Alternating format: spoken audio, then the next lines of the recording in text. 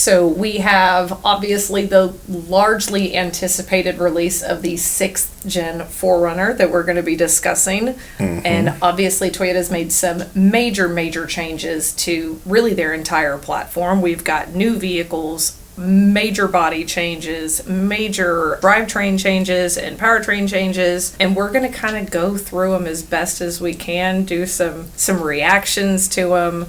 Obviously, there's been some naysayers that have said some things, and we're just going to kind of go through it and have a little bit of fun with it, and hopefully you guys can have some fun with us too. You're listening to the Auto Advice Podcast, brought to you by Toyota of Cool Springs. Hey guys, welcome back to the Auto Advice Podcast, presented to you by yours truly, Ashley Calderon, and today I've got Roman Cobb here with me today. Y'all know he's my favorite to talk about all things Toyota and their accessories. Boy, have I got an episode for you today. So we are super excited. We have got all kinds of new products that Toyota has been pumping out over the last year and a half, 2 years. I came across some stuff even today I didn't even know existed. I don't even know if you know that it's a thing. So we are very excited to share that with you today, and hopefully you are as excited as we are as we kind of dive into these new models that Toyota's been putting out and kind of introduce you to them. So, yeah, what's up, Roman? I don't know. I'm ready for the weekend. Everybody's always ready for the weekend. It's the car business. Yeah. Except our weekends are not. They're not really weekends. Really weekends. It's like a week semicolon, because the next day it just starts all over again for us. You're right. Yeah, it is. So let me ask you, out of all of the new vehicles or redesigns, even if you will, which one were you the most excited to see?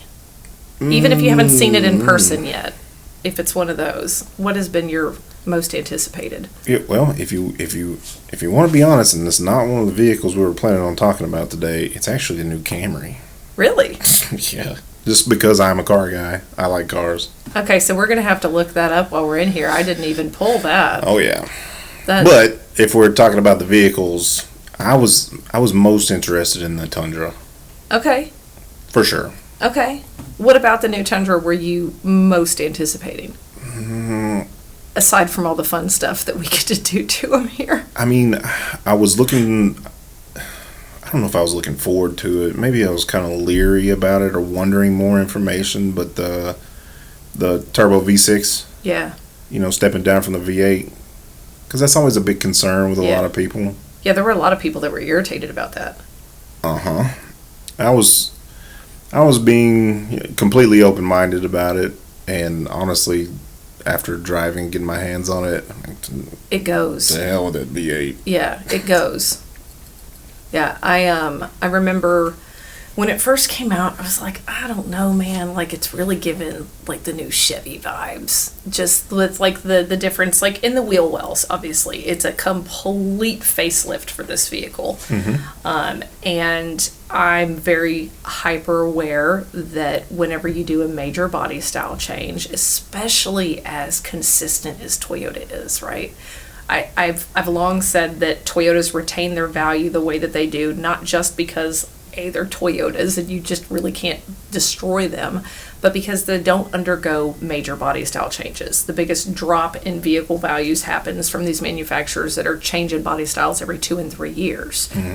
Everybody wants the newest one, so now this one is it's no fun anymore. Just toss it away. But it was so different. I was like, it wasn't broken. Why are we trying to fix it? What are we doing? Right. And then it got there, and it was like, some of the base models, I was like, eh. And then the capstone hit. And you remember, like, the frenzy that took place over the capstones. People were going gaga over them. Yeah.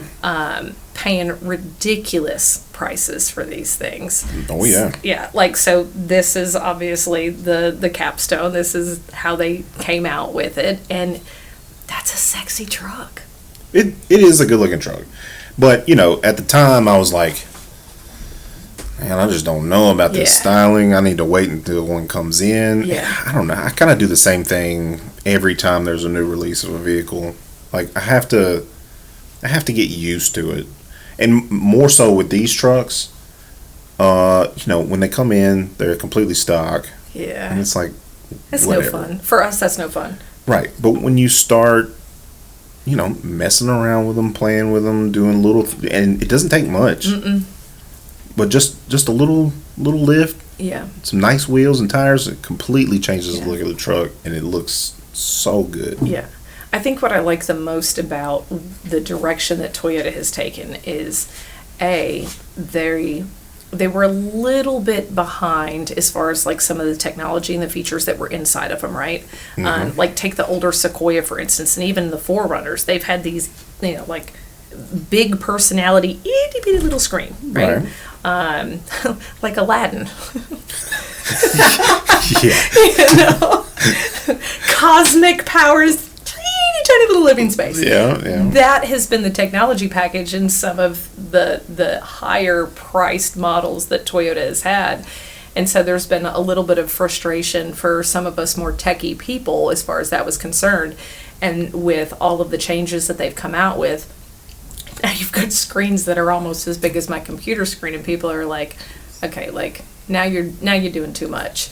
But I think it looks great, right? Like you don't have to focus so much while you're driving. If you're trying to change the radio station, we've got Apple CarPlay and the Android Auto and all of these things that, a lot of people kind of complained about not really having. We were a little bit behind on trying to get caught up with that. And so with obviously major redesigns and stuff, and then it's like, if you're going to go big, go big. Yeah. That's Toyota. Yeah. As far as tech stuff goes, they are always a little bit behind, but they want to do it right. That's the thing. Yeah. Like they are wanting to do it right. They're not just wanting to jump on in there, butt naked, feet wet, just all the way in there right off the bat, right? Yeah. They want to get it right. They'll walk up to the cliff and dangle their toes, but they're not trying to jump in before they're fully aware of what they can and can't pull off. Yes, Yeah. exactly. And that's Toyota's take on tech, or pushing out any of the new stuff. Really. Yeah. It's always been that way. It's Yeah. probably always going to be that way. They spend their time with it, and you can definitely tell by the product that they do put out. Yeah, for sure. Yeah, I can appreciate that. Mm-hmm. What do you think is your favorite thing specifically about the Tundra? Because this is the third generation of Tundra. We had, the 2.5 version was right before this. So Tundra has not been through as many changes as, like, say, the Land Cruiser, because we'll get to that. But sure. We're on the 8th generation of Land Cruiser, so. Yeah, and that is a big thing. The Tundra got updated in 2007. Yeah. Right, and it got a little facelift in It 14, but nothing else changed. Yeah. So you've had the same truck for, what is that, like 16 years? It's been a minute. And it did need an update over so long. Yeah. And Toyota takes a lot of feedback on what needs to be updated. And I think they do a good job. Yeah. Like with the engine. That V8's been in there for a long time, and the fuel mileage wasn't there. Mm-hmm. The power was decent. Yeah. But it's nothing compared to what this new V6 is. Oh yeah, it goes. Well, yeah. I mean, I would definitely lean into it. And once people drive the truck, or people that are used to the old V8 and the Tundra, and they come and drive the new V6, they see the difference, right? You got these people that are. There's no replacement for displacement, right? Uh-huh. Bigger engine is better. Yeah. There's forced induction. Always. Yeah.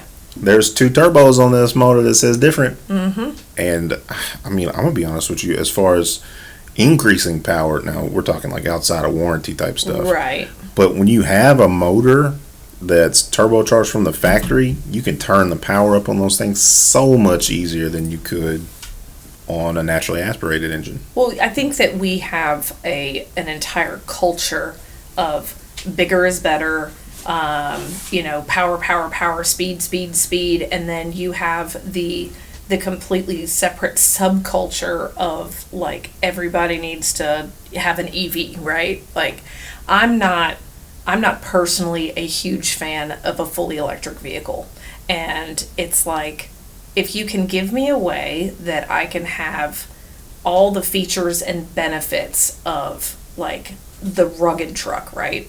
All the creature comforts, all of those things still give me the power, give me better fuel economy, because let's be honest, the gas prices are just, they're insulting. It's very, very difficult. We saw a huge boom in the hybrid market and in the small car market when gas prices shot up 10-15 years ago, Right. And everybody was tanked in these SUVs because gas prices were so low, and then everything skyrocketed, and it's like, oh crap, I have to turn around and get me something that's super, super economical. But we've created an environment now where you can legitimately have both. You can have the big spacious vehicle that still has all the power and get better fuel economy. Right. Like, that's a win-win situation for everybody. There's been so many people that are hating on it because they're like, oh, to hell with the EPA, but and honestly, that's where everything is coming from, right? Like, everything your entire fleet of vehicles that you create as a manufacturer has to have an overall average fuel economy of X. Yeah. And so people that are in the Toyota game, obviously, our biggest sellers, like our anchors, if you will, are our Tacomas, Tundras, and 4Runners. Those are our things. Camrys obviously eat up a big segment of the market share that we have in the vehicles that we sell, but those are our core fleet. If the majority of the vehicles that we're selling are those cars and they don't have a certain EPA, then everybody is going to get screwed on that. So Toyota's like, hey, hang on, let me fix that problem. Instead of creating a whole bunch of additional vehicles to add to our lineup like some other manufacturers have that make absolutely no sense whatsoever, to offset it, no, we're going to keep the classic. We're going to keep what we know, what we've been doing well for decades, and just make it better. And I don't understand all the hate that it's gotten because it's such a phenomenal vehicle. Yeah, I don't know. I don't understand a lot of the hate. I know the gas mileage is a big thing, but here's the other thing too. With this turbo V6, right? The moment you put your foot down and those turbos spool up, your gas mileage is gone. Oh yeah. Oh, it's absolutely gone. It is it's 100% almost like gone. It's almost like being in a diesel. Yeah. Yeah, that turbo It's spools going to and go you're back gone. to the numbers that people were getting in the V8. Uh-huh. Right. And that's the point, because when they're doing these gas mileage tests or whatever, they're purposely keeping their foot off the gas to not have those turbos spool up and get the best mileage that they can get. But real world, that's not. It's not realistic. No. Those things are going to spool up. You're going to put your foot down, and you're going to lose your gas mileage again. Well, and it used to be such a big thing too, like when the whole debate of do I need a 4-cylinder, a V6, or a V8? It was always, well, if you're in like a small car, 4-cylinder is just fine, right? Like you don't need anything big. You get into a bigger sedan, you arguably want to have a V6 because you need a little bit more power to pull a bigger vehicle. Yeah. And that's kind of how it's stayed the entire time, right? Like, what's the point of getting a big truck that's a V6 because you're going to wear it down trying to carry such a big vehicle?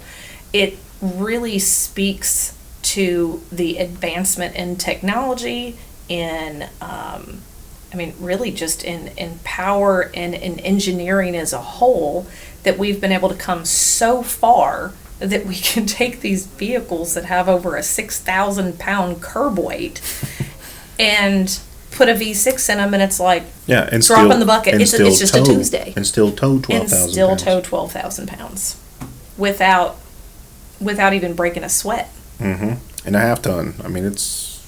Yeah, it's impressive. It's impressive. So, haters gonna hate. That's all right. Yeah, it's whatever. I think that the old adage that it's cool, not everybody can afford to drive a Toyota is fitting here. Like, if you're hating on a product that you know nothing about because you've never come in and driven it, I mean, they say ignorance is bliss, but I think it's just they're afraid of what they don't know, and I think that there's so many of them that are afraid that they're going to like lose their masculinity or something to be in a hybrid V6, and it's like, just give it a go. Are you afraid you're going to like it? Yeah, I'd rock that truck any day. Yeah, I love it. I love it. Sequoia too. Oh, don't even get me started. We will get there. We will get there. So I want to go to the next slide, and we will kind of talk about this. But obviously, our new Tacoma. Is that what that is? That is the new Tacoma. And I didn't even realize until just a couple of weeks ago that it was even like out in a thing. There was one back in the delivery area. And I was like, what is that? I was like, holy crap, that's a Tacoma. I was like, that's a good looking truck. It is a good looking truck. They did it well. Yeah. It doesn't give like too much of baby Tundra vibes. It's a little bit in there. It's in there, but it's not overwhelming, right? Like there's still enough differences. Yeah, that it's not like a apart. shrunken Tundra. No, Right. it's not like that. But Right. there is a lot of similarities. Yeah. I think it's just a look thing. Yeah. It's similar. I mean, obviously. The body lines are clean. They've stuck to the same profile, if you will. You got much sharper lines. The headlight lenses almost have like a more smoked look to them. Yeah, you kind of get a little bit of Tundra vibes from the headlights, like how they wrap and then come down a little bit. Yeah. And then same thing with the tail. Like the taillights look almost identical. Yeah. But they're a little smaller. A little smaller. And then I noticed the roof line on the back looks very similar to the Tundra too. Mm-hmm. Well, I mean, they got a really good response out of the new Tundra though, so it was kind of like, let's tease them with the Tundra, see how well that works, and then we can continue. It's like, do we need to scrap all of the redesigns that we've done? Let's see how this goes first, because that's, I mean, the Tundra is really the champion of the Toyota lineup, I think, personally. Well, even though we sell way more Tacomas. We do, but I think it's just because, like, Tacoma to me is as much of a cult classic as the 4Runner is. Oh, yeah.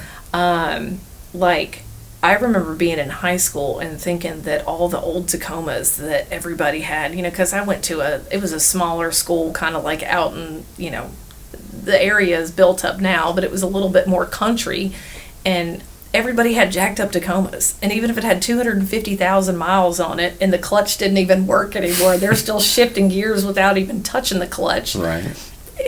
Everybody had them, and they were so freaking cool. I bet some people still have them. I bet they do. Like I've read articles even like for 4Runner owners. I read an entire post about a guy who was out in the mountains, and there was like a rock slide or something. 4Runner like flipped, rolled a couple of times, and he managed to get it back on its tires and drove it 30 some odd miles all the way back into town. Airbags deployed, the whole 9 yards, right? Yeah. Fought with his insurance company because they wanted to total it, and he was like, absolutely not. Like, the thing saved my life, and it drove all the way back into town without any problems. You're not taking my baby.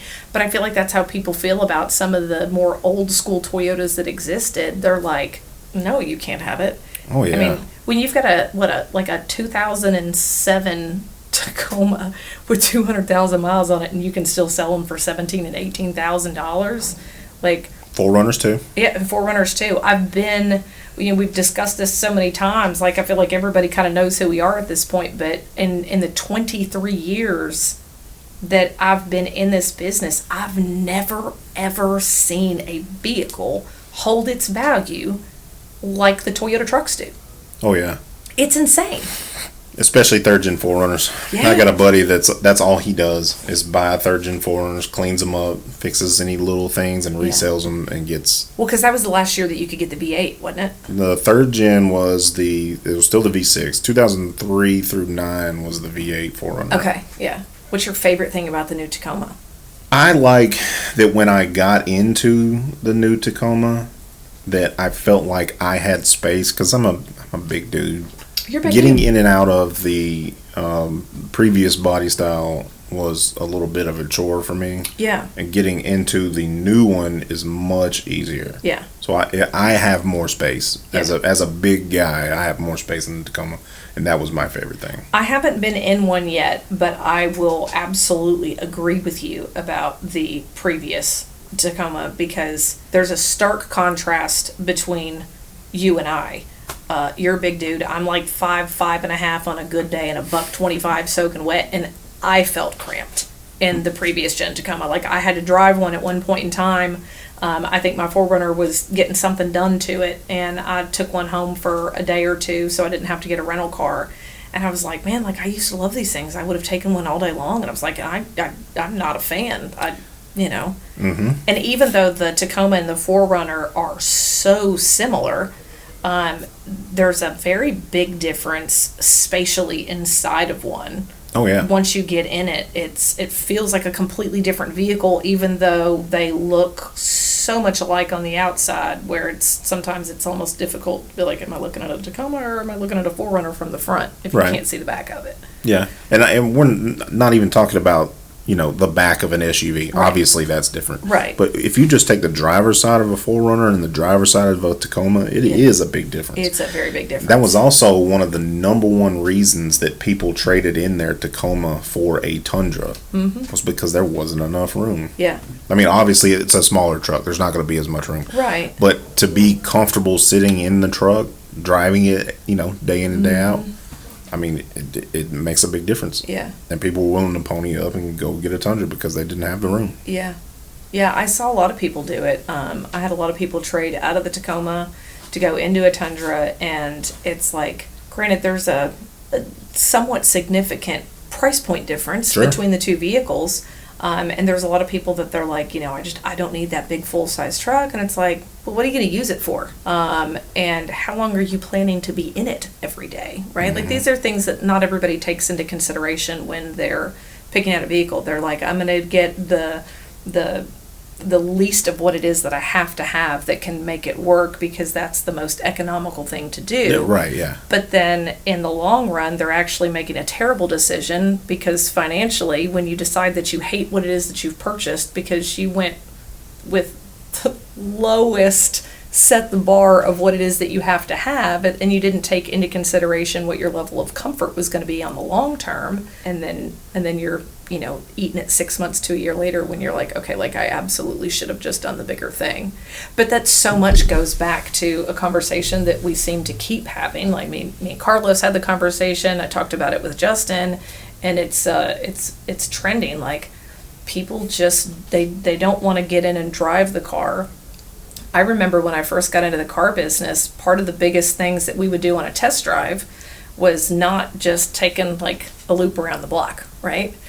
If it was somebody that was local, it was like, hey, what's a route that you take on a daily basis? Like, let's take that route, because you should experience a car the way that you plan to be experiencing that car on your daily life. Yeah. And if you're just doing a loop around the block or jumping on the interstate and jumping right back off, you're not going to know how it's going to handle. You need to see it and feel it in the environment that it's going to be in on a regular basis to know if it works for you. Right. And so that just goes right back to it. Like, you really have to get in some of these things and experience them in a way that you should be experiencing it every single day to really be able to decide if it's the right vehicle for you. Well, for sure. Because the Tacoma's great. It's amazing. It's amazing, and it's perfect for so many people. But there is a subcategory of Tacoma owners that should have bought a Tundra the first time. Yeah, and I think Toyota knows that. Yeah. I think Toyota took that into consideration when they were designing the new Tacoma. Yeah. I think the room and the space for the driver was a big deal. Yeah. And they changed it, and they made it better. Yeah. I'm not saying it's as much room as the Tundra, obviously, because it's not. Obviously not. But it is better. Yeah. I think it's better looking, too. I don't feel like they made just a massive difference in just like the curb appeal of the vehicle.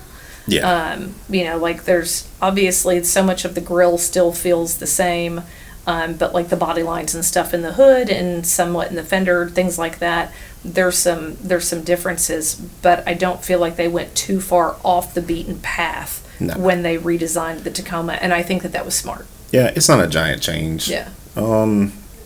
It's enough of a change to where I'm still not used to it yet. Yeah. Like, like I was saying, with all new models, I gotta give it some time, and then it comes around. Right. Same thing with this, but it's a good looking truck. Yeah. and you do couple little things here and there, and then it's a great looking truck. Yeah. Well, some people like them stock. Sure. I mean, there's plenty of people that's all they're going to do is just drive the thing around. Yeah. That's fine. Yeah. I mean, I'm not those people. No, we are not those people. I don't think anybody in the store is those people, but that's okay. That's okay. I want to see, what else do we have on here? Oh, all right. So this is a conversation that obviously needs to take place. What did you say when you saw it? The first thing I noted was that double handlebar mustache up front. Oh my God, the Hulk Hogan meme. Oh, I saw that. You can't unsee it. No. You can't unsee it. No, I when I first saw it, so there were some renderings that were leaked on a page, and I caught 9 kinds of hell for it in my 4Runner group, because they were like, it's not real. I was like, calm down. Everybody knows that it's just a rendering. Yeah, sure. I'm like, but I have, obviously, like, I work for a Toyota store. Our owner was in Vegas and got to see it in the Red Room. You know, like, I already kind of confirmed that it was really, really close, right? That was an understanding. But it kind of, like, my initial reaction was, I'm kind of getting very, like, 4th gen vibes. Oh, yeah? A little bit of, the original photos that I saw, obviously, this is a pro model, so it's very, very different. And then we've got some new models being added.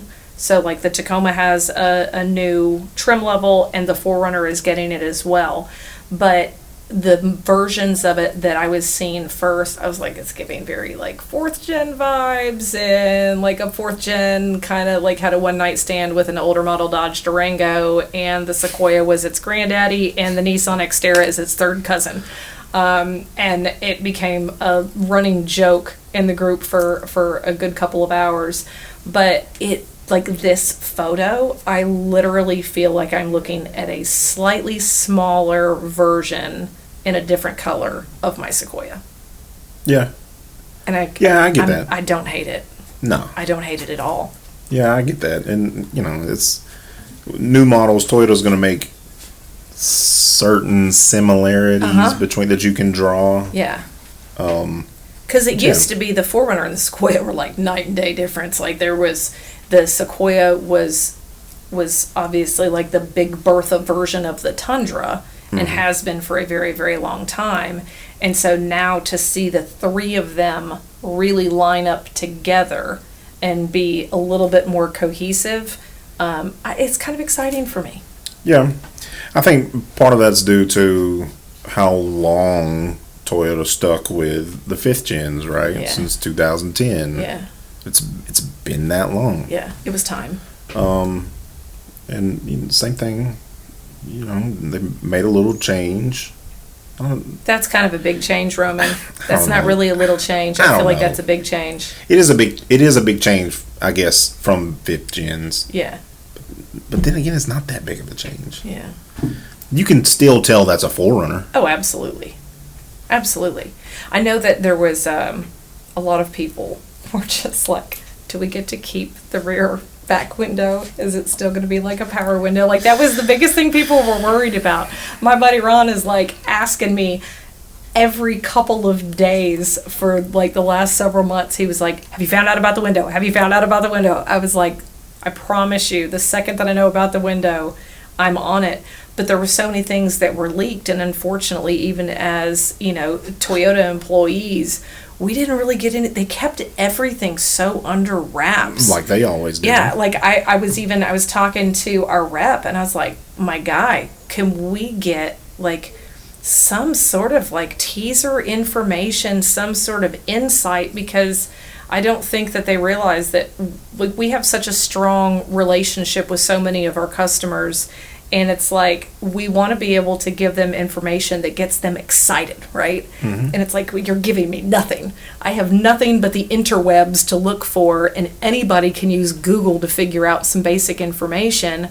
But when you've got a huge customer base that trusts you and trusts your opinion, and you're trying to help generate even more buzz, it's like, dude, give me something. Right. Like, give me something. That not the general public is going to have access to, and you're kind of okay with me maybe leaking just a little bit, you know. So, newsflash, the back window goes down. Yes, newsflash, it goes down. But they gave us that, right, like a week before or so that they finally actually released it. So I think it's been like 9 days, so like Thursday before last or whatever. They had put out a teaser shot, and it wasn't like the full body, but there was like a picture from the back glass, and the back glass was like half down, and you could see the screen and stuff. There were a lot of people online that were like, that screen's just obnoxious. And I'm like, really? It was too big? Yeah, like, tell me you don't like change without saying you just don't like change. It needed to happen. Those little bitty screens, I can't get down. I was in one. It was cool 10 years ago. Yeah, I was in one yesterday and going in reverse and looking at this tiny little screen. Like, you know, I might as well just use the mirrors because they're better than that thing. Right. But I am curious. I wonder is it going to have the bird's eye? Is it going to have the 360 view? Surely it will. It has to. They're not going to take something off the older and not put it on the newer. Yeah. It doesn't make any sense. Because they just started doing that. That's really only been like in the last year or so with the 4Runner. Yeah. Maybe 2. I should have looked into that more. I think it was just the Limited, though, was the only one you could get it on. I think that's right. Because I was in a Limited and it did have it. Yeah, maybe they'll add it to more trim levels, because that's cool. Yeah. Like, my favorite nice. It comes in handy. It's one of my favorite things about the Sequoia is because, I mean, obviously that thing is a tank, and you almost have to back it into just about every parking space because it's a boat. But it's always screaming at me that I'm getting close to something. And there's, you know, those of us that like to be in cars and that drive and that are good at it, like, we recognize that that mirror and that camera is not always accurate for how close you actually are to something. And to be able to look at that 360 view from the top and see in real time how much space you actually have. Like, it's yelling at you like you've got 3 inches and you've got 2 whole feet. Right. You know, so that's a really cool feature. So I think that adding that to more trim levels would probably add a lot more interest, especially for people that, you know, kind of want to be in a more mid-size SUV, but are not, you know, especially like itty-bitty girls. I mean, girls love 4Runners. Hello, present parties not excluded. But people that are not comfortable driving those vehicles, if you give them an added sense of comfort for being able to operate it effectively without, you know, damaging anything, sure, then you open up the market to buyers that never would have even considered it, just because you've added something that makes it easier for them to own. Yeah, Toyota's going to keep those niceties. Yeah. What are you most excited about being able to see once it physically gets here? What are you most curious about with it? How I can play around with it. I should have already known the answer to that question. I'm equally as curious as to what we can do with it. Yeah. I've seen some pictures, you know, online. It looked like it had taller tires on it already. Okay. I see the wheels turning. Yeah. Yeah. So I guess it really just depends on how much room I've got underneath. You know, I really want to put 35s on one because it took a lot of work to get 35s on a 5th gen. Yeah.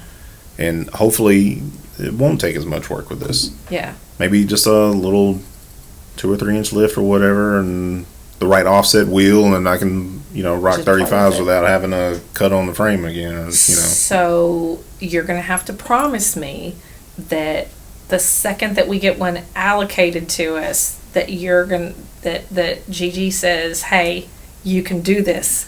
You can play with this one. Yeah. I need a message, phone call, whatever, like send a carrier pigeon for all I care. I need to know because I would like to be actively involved in that. Like, I think it would be so much fun. Well, he already gave me the go-ahead with Tacomas. It's Okay. just there's nothing out there yet. Yeah. I'm still waiting on stuff to come in. Yeah. Which will more than likely be the case with this, too. Yeah. Our accessory people need to get their lives together.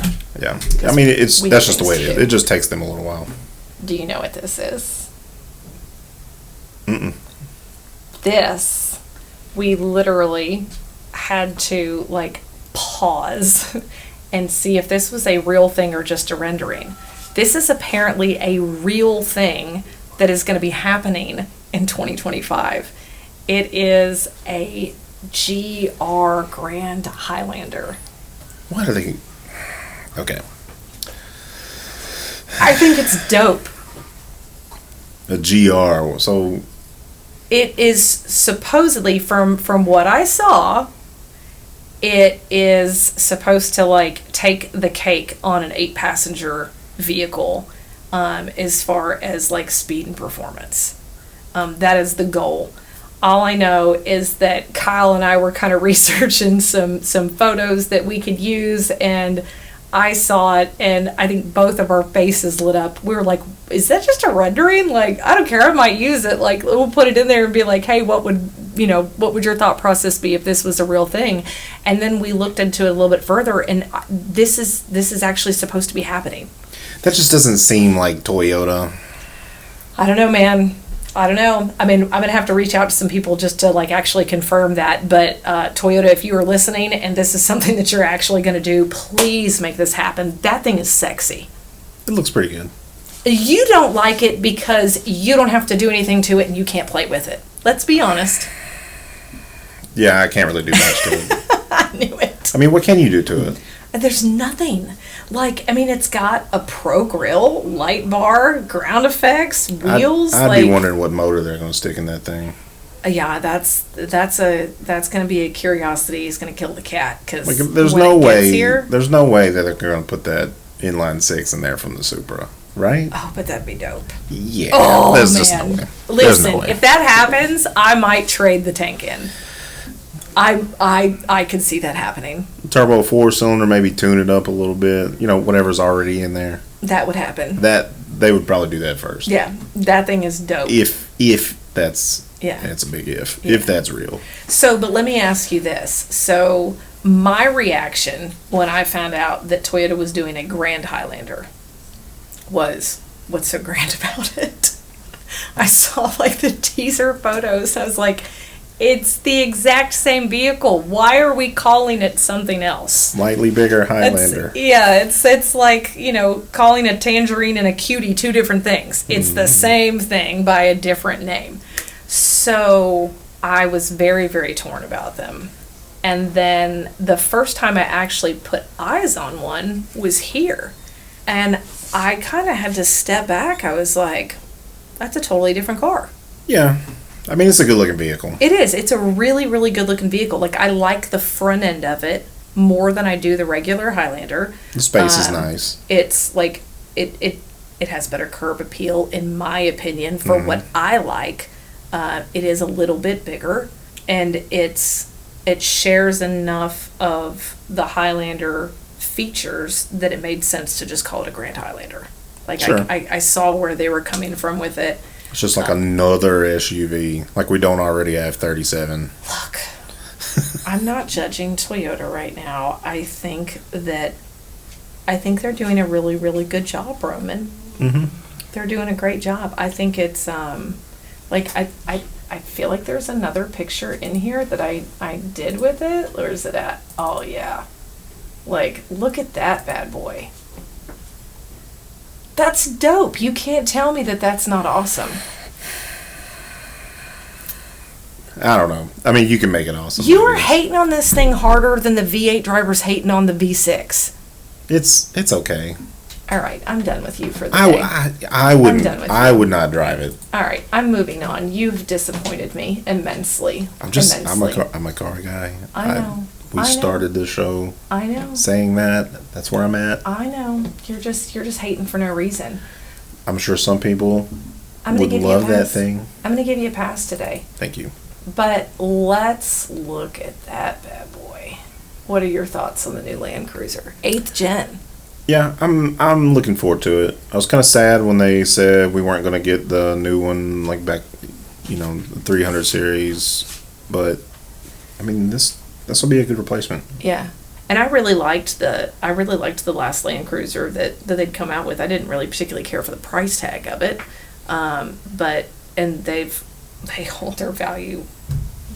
It's absolute. It makes my eyeball twitch. They're so expensive, but they're worth it. But when I heard that they were going to re-release it, it was going to be smaller, and I was like, great. Now we're competing with the Bronco. Not that Ford is any competition to us in the first place. Sorry, Ford, but no hate.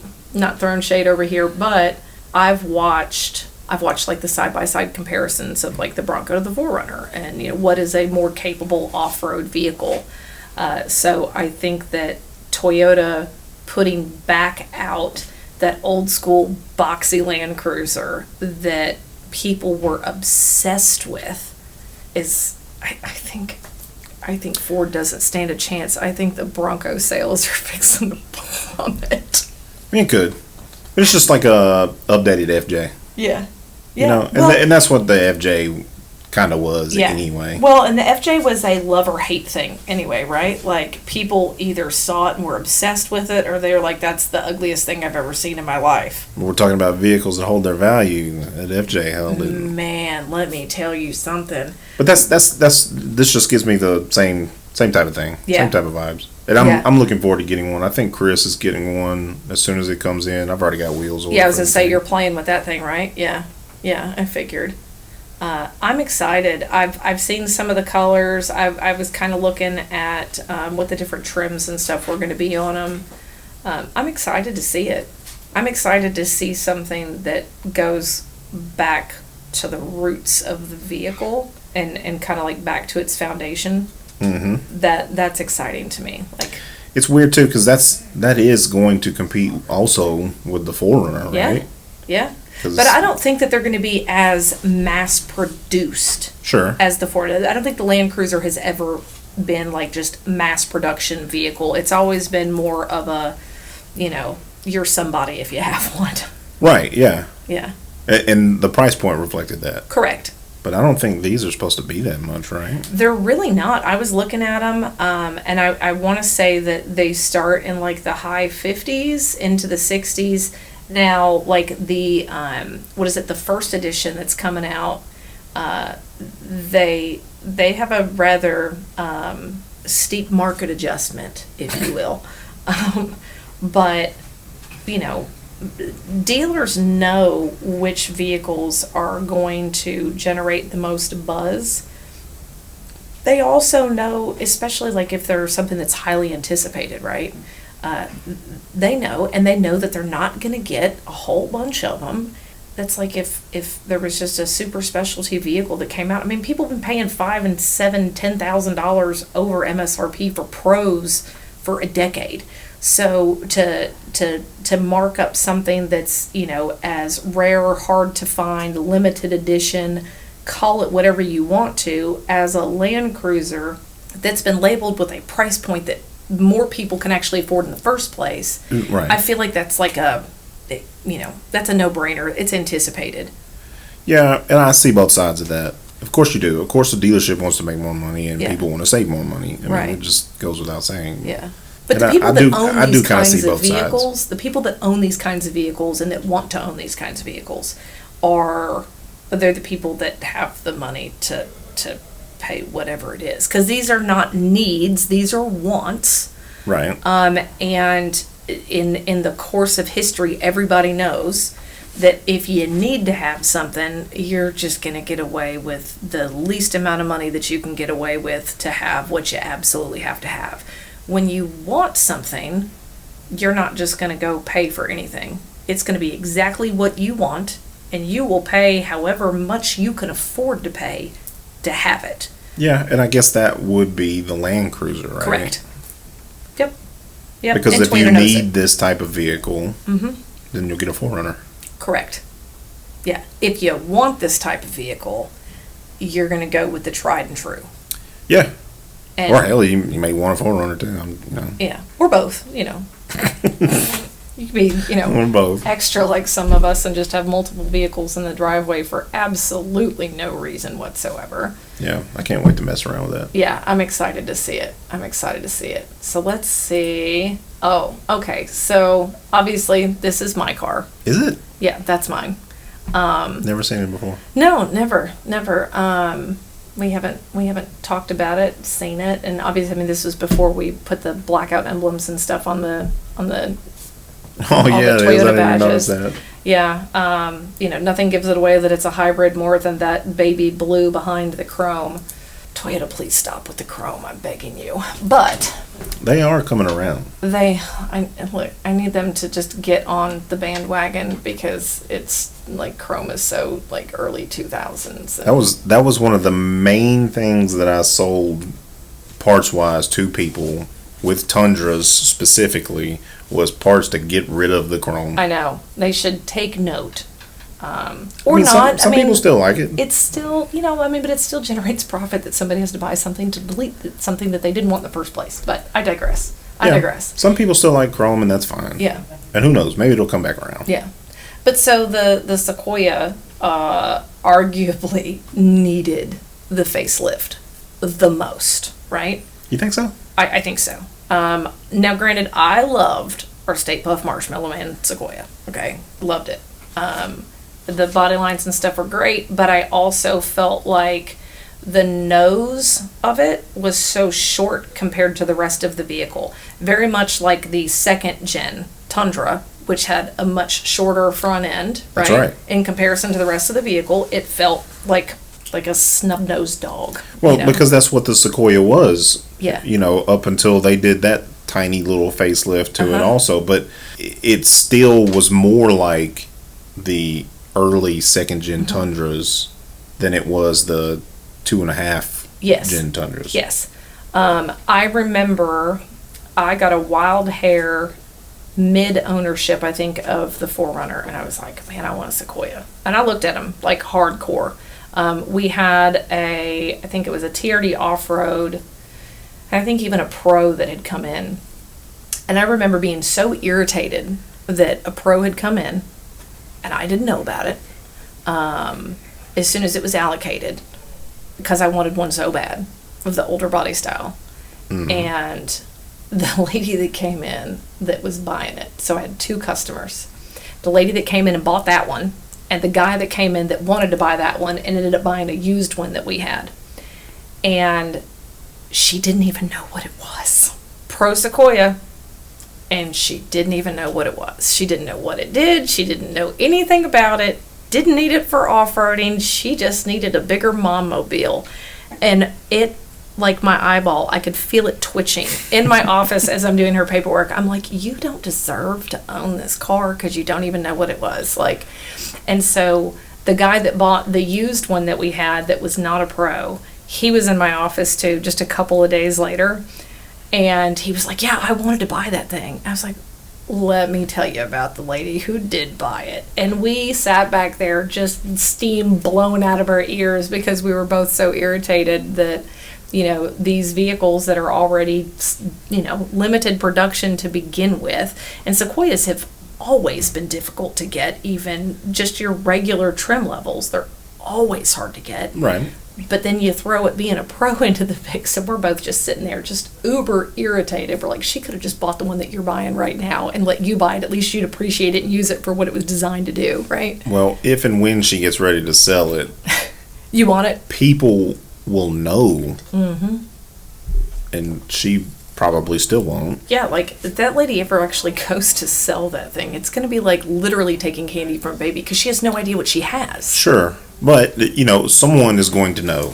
And it was the other day we had a customer come in for service work. And she was a, little old lady. And she brought in a mid-90s model Toyota Supra. Oh, wow. Had no clue what it was. But that's the point, though, right? Yeah. Because sometimes you find those vehicles like that. and you get a heck of a deal. I know. Right? And somebody is going to get lucky. Somebody's going to get lucky. It's certainly, I mean, it would never be somebody like me, because I have too much of a conscience, right? Like, I'm, I don't like the feeling of like taking advantage of somebody that just doesn't know what they have. I'm always more of the person, I see something posted and it's like, I know this person does not know the gem that they have, and I'm like, hey, like, I don't. Now, granted, on the flip side of that too, I catch a little bit of heat, and people are like, oh, don't listen to the girl that works for the dealership. And I'm like, no, dude, like, I'm just trying to get your expectations in line, right? You've got a 2018 4Runner that you've put $15,000 into, and you think that you're going to be able to sell it for, $47,000. Like, bro, you can buy a brand new one for that. I try to bring people back to reality, but on the flip side of that, it's like, if you're sitting on a gold mine and it's something that, again, has a cult following, yeah, it's like, I feel so bad if somebody was sitting on something like that and just didn't know, and found themselves in a position to like have to get rid of something. That's like, it's like the little old lady that you see in the movies or whatever, and she's got her husband's old classic car sitting in the garage, and sells it to somebody for $500 because she thinks that that's all it's worth, and it's like worth $50,000 because it's a pristine, all original, well kept American muscle car. And it's like, lady, what are you doing? You want to scream at the TV screen, like, please don't do that. Mm-hmm. That's me in real life. So I want to show you something. So obviously, I'm so in love with my Sequoia. Like, I had somebody stop me at the gas station again the other day, exact same gas station, just literally pulled up and like honked. I'm trying to wash my window, and he's like, that's the baddest effing thing I've ever seen. I was like, thanks, man. Like, it just, and then they just kept on going. They didn't make it weird like the first person did, but it's a nice truck. Check out this one though. So I have to give a shout out. This is Clean Sequoia, at Clean Sequoia with a K on Instagram. So I started following this guy, I don't know, maybe just a couple of weeks ago. It popped up in my feed, and I was like, whoa, man. Like, nice setup. And I've caught some heat, and regularly get a little salty with people on old Instagram, because me, I'm not overly into like the itty bitty little wheels and big oversized tires, right? Like, it has to be done correctly, and the setup on this thing, I think, is just absolutely gorgeous.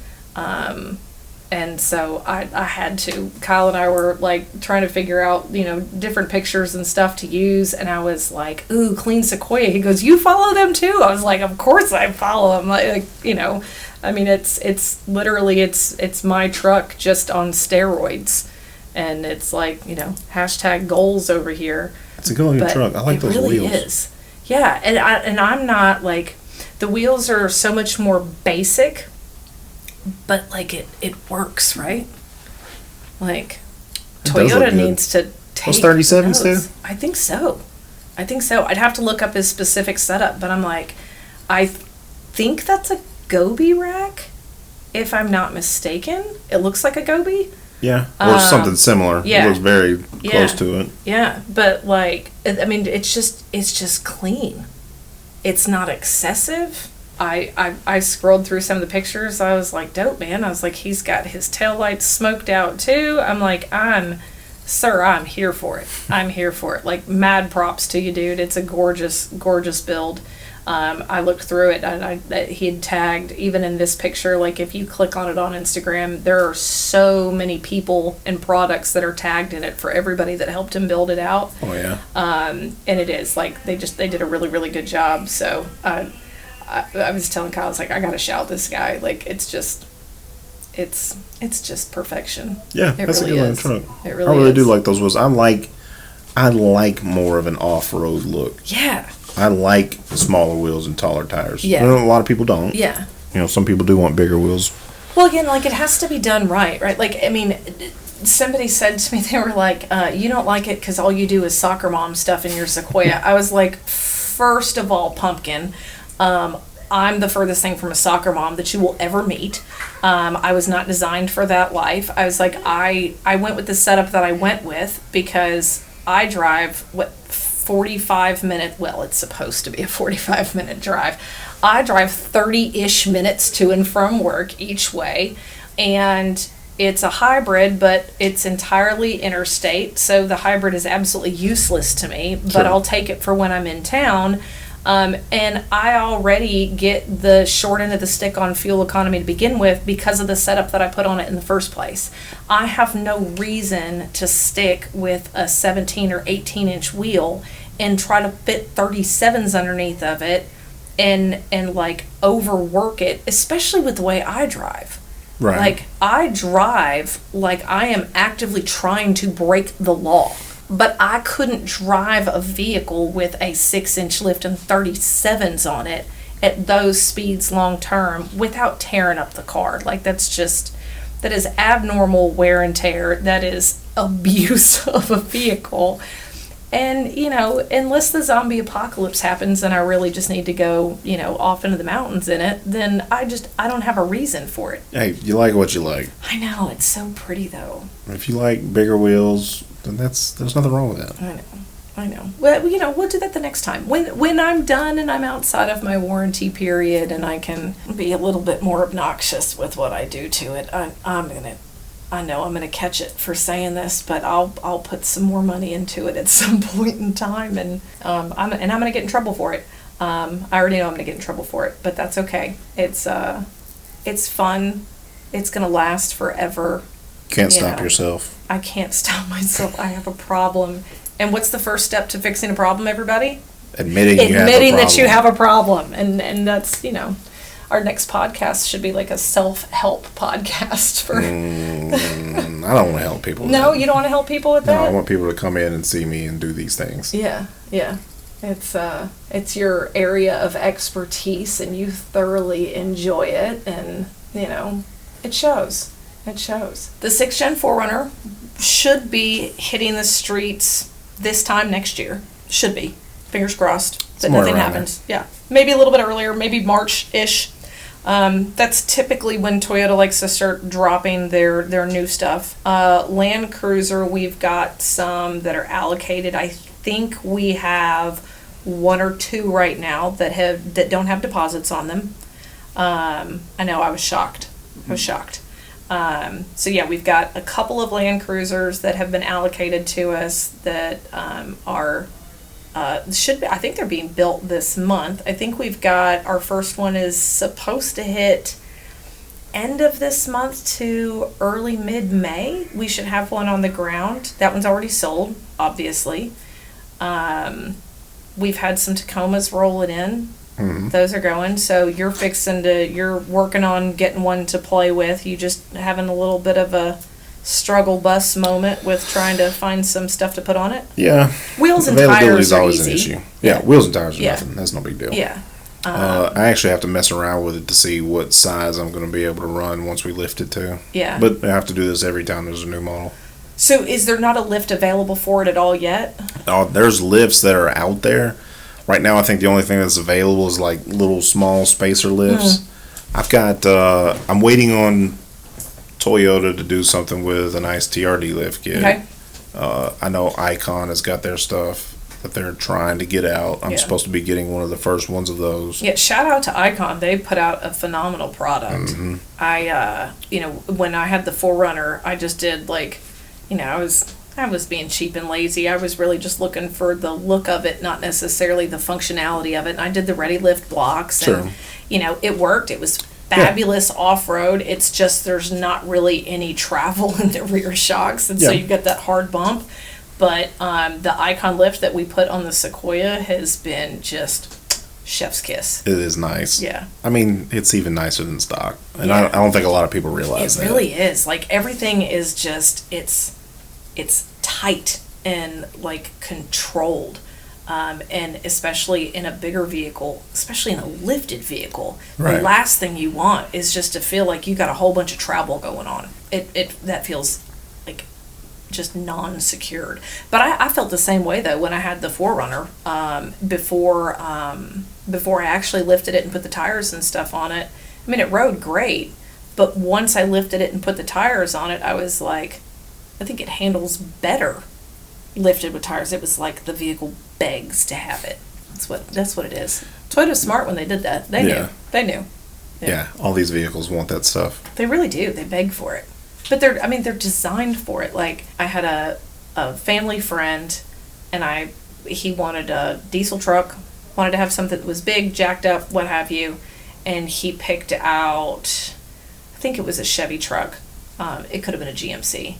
But we got him the truck, and I sold it to him, and he was having some issues with the powertrain and whatnot, and it was a used truck, so whatever. But took it to the Chevy store up here, and they wanted to act like nothing was covered because it had a lift and stuff on it. And I remember my old service manager and I were making jokes. We're like, clearly they're not used to people modifying their vehicles.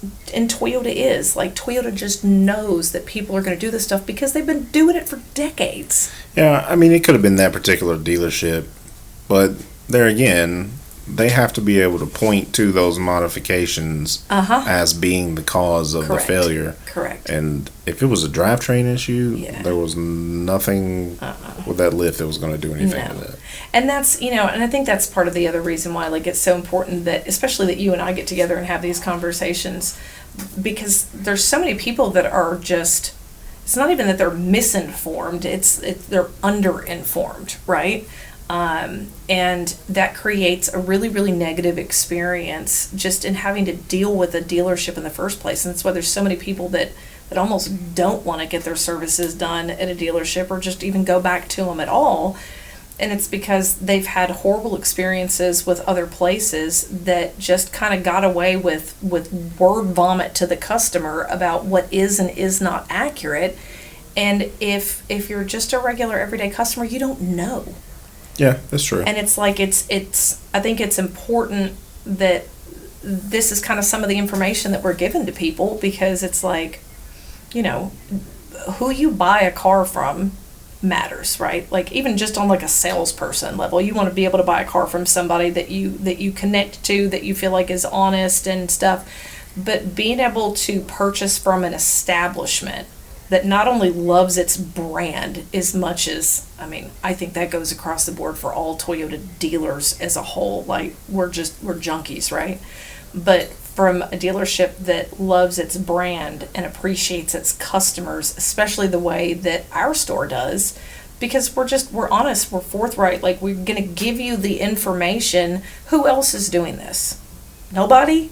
No one's doing what this dealership is doing. No one around here is doing that. No, nobody is doing this. I've seen maybe like some old disgruntled car guys that will get on YouTube and bash this, that, or the third about it and try to give away all the tips and tricks. And it's like, tell me that you just were not made for the car business without saying it by getting on YouTube and trying to tell people that this is bad or this is good, and all the ways that somebody's just going to throw them out of a car dealership because they're being ridiculous.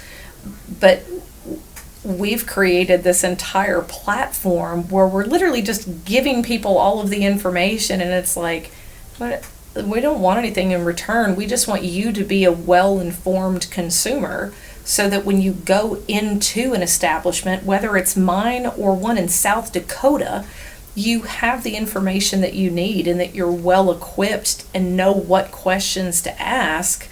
So it's just a better experience overall. Sure. And I think that not only does it speak volumes to the type of store that we run and the type of establishment that Gigi's created, but to Toyota as a brand that, it's a Toyota dealer that's saying, hey, look, I don't care if you buy a car from me or from somebody else, but this is the stuff that you need to know, and these are the questions you should be asking, and, here, have this wealth of information to arm yourself with when you walk in here, so that you're informed well above and beyond the average consumer, and nobody can play games with you because you've got Toyota Cool Springs in your back pocket just giving you all the info. Right. I love it. I think it's great. It's we're not known in this business for being some of the most savory creatures, and we get a phenomenal opportunity in this platform to change people's minds about it, and I love it. Oh yeah, I love it. I don't always love the hours, and there are rare occasions where you'll get a customer where it's like, oh man, and then you'll get a customer in here sometimes where it's like, you are the very reason why I do what I do. Like, you're just amazing. Can't take the bad with the good, right? You really do. But I feel like the good is so much more than the bad. Sure. We have some of the best customers here, and it's just great. I love this place, and I love being able to get together and do this. Not only does it encourage people to come in and hang out with us, because the last thing we want to do is sit in here and be bored all day long, right? Right. But I've met some of the coolest people ever being in a car dealership, and it's great. Like, it's just great. Yeah. I wish everybody would come in here and hang out with us. Yeah, it's not bad here. Yeah. I like it here. Yeah. Facebook, Instagram, IG, whatever, YouTube. Come hang out with us, man. We get bored a lot. And we'll sit in here and shoot cars with you all day long. 100%. Because we're actual car people. That's right. Not everybody in this business is a car people. And it shows. You can tell. 100%. You can tell. Well, guys, I want to thank you for hanging out with us. I know this has been a little bit longer of an episode than what we typically do, but obviously there was a whole lot of material that needed to be covered. Toyota has been pumping out new body styles and new engines and just all things that are exciting, and they're pretty to look at, and we're like little kids on Christmas morning just excited to unwrap what they're giving us. And we wanted to be able to kind of share that with you and let you have a little bit of insight into some of the things that have changed, some of the questions that people are asking, and even some of the negative comments that we've heard, and kind of give you a little bit of insight into how to kind of overcome some of those things and how to decide if the new generations are what's going to be right for you, or if you need to be shopping for someone's previously loved Toyota, because that one is going to better suit your needs. So I hope that you learned something today. I hope that you had fun with us. We apologize for my C4 energy that's going on in here. I'm going to ask them for a sponsorship, because everybody in the dealership drinks them, and we're hit just, us up, C4. We're just walking around with our faces tingling. But we hope that you guys had an awesome time with us today, and as always, we're at 1875 West McEwen here in Franklin, right outside of the Cool Springs shopping area, and we definitely look forward to seeing you soon. Y'all have a great day. Peace out. Thank you so much for joining us today on the Auto Advice Podcast. If you found this episode helpful, please consider texting it to someone who could use it, and leave a review wherever you're listening, which will allow us to help more people navigate the ever-changing automotive world. The Auto Advice Podcast provides advice and opinions from individuals featured on the show. It is important to note that these opinions are solely those of the individuals and do not necessarily reflect the views or opinions of Toyota of Cool Springs. Listeners should exercise their own judgment and discretion when considering and implementing any advice or information provided in the podcast. Toyota of Cool Springs assumes no responsibility for any actions taken by individuals based on the information or opinions shared in this episode. Please consult with professionals or experts in the respective fields for specific advice or guidance related to your particular situation. Again, thank you so much for joining us, and we'll see you next time on the Auto Advice Podcast.